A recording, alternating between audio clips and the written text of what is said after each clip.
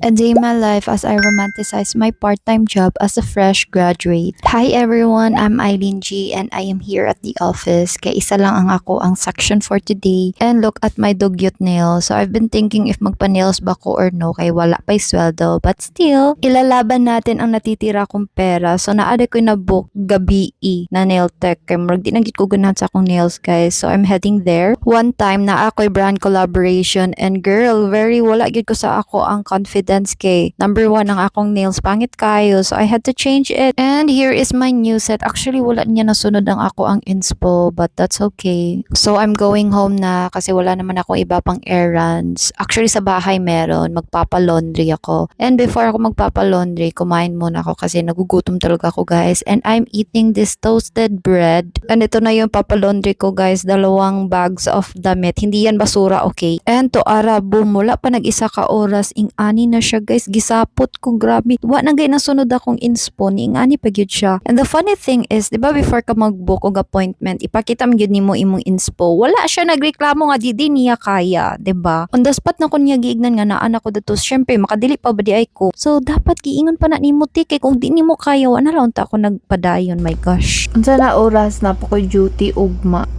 But here's my new nails.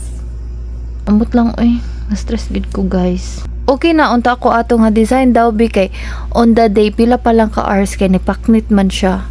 Pag chat na ko sa iya ingon kay wala daw na ako gi-cure og tarong. Like what?